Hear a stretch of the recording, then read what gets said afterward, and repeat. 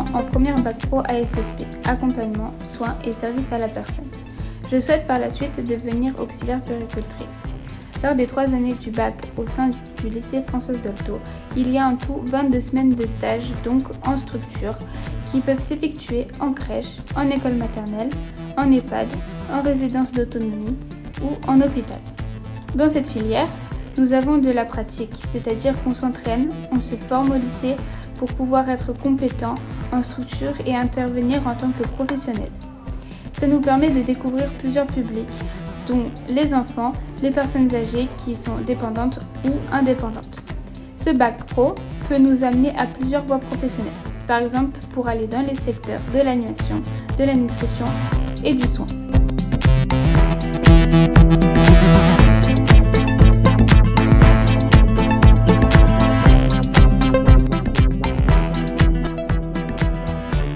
Si vous êtes dynamique, motivée, persévérante et bienveillante, que vous appréciez le contact avec les gens, aimez les enfants et les personnes âgées, que vous avez envie, dans le cadre de votre travail, d'aider, d'accompagner des personnes fragiles dans leur quotidien, le bac professionnel ASSP est pour vous.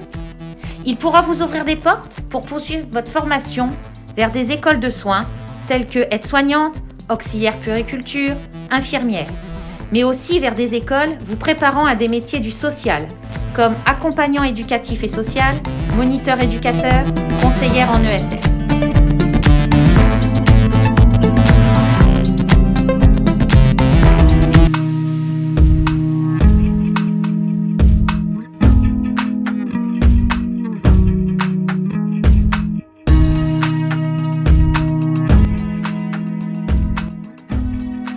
Je suis actuellement en terminale Bac Pro TCI, technicien en chaudronnerie industrielle. Je souhaite plus tard travailler dans la construction navale. Lors de mes 3 années d'études au sein du lycée Françoise Dolto, j'ai effectué 22 semaines de stage dans plusieurs entreprises, appartenant au domaine de la chaudronnerie. Lors de ces stages, j'ai pu mettre en pratique ce que j'ai appris en classe. Le bac pro chaudronnerie est intéressant car nous pouvons le faire en apprentissage. Ce qui est bien dans ce métier, c'est que nous partons d'un simple plan pour en créer une pièce. Pour cela, nous devons savoir lire un plan et quels sont les différents matériaux à utiliser. L'une des particularités, c'est que nous ne sommes pas beaucoup dans une classe. Cela permet de favoriser les apprentissages car les professeurs peuvent nous accorder plus d'attention. Après notre bac pro chaudronnerie, nous pouvons continuer les études dans plusieurs domaines. La chaudronnerie traditionnelle, le spatial, la construction navale, l'aéronautique ou se spécialiser dans d'autres domaines.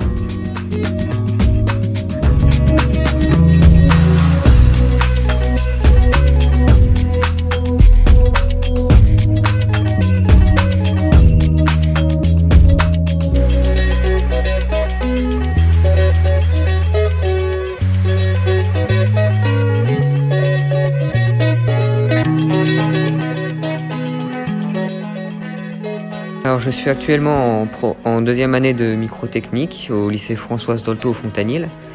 La microtechnique, c'est un bac qui représente plusieurs domaines de l'industrie. On retrouve de l'usinage précis, donc qui peut aller du 10e de millimètre au micron. On a aussi toute une partie sur l'électronique avec de la maintenance électronique, de l'assemblage ou même aussi comprendre quelques fonctionnements mécaniques. On a aussi de la pneumatique, par exemple, aussi en système d'assemblage.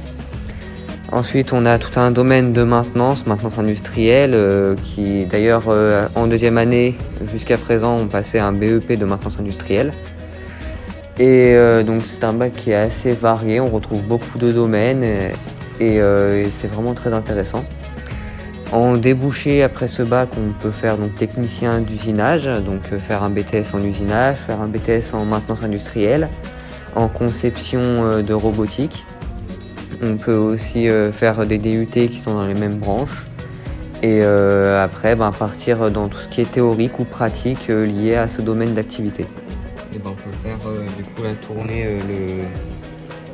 plus en avance. Par exemple, si on veut aller à 90 degrés, on peut aller à une valeur assez précise, par exemple. Et du coup, là, il a tourné en fait de 90 degrés. Donc après, on peut faire des mesures de tension entre 2 bornes pour voir la variation électrique.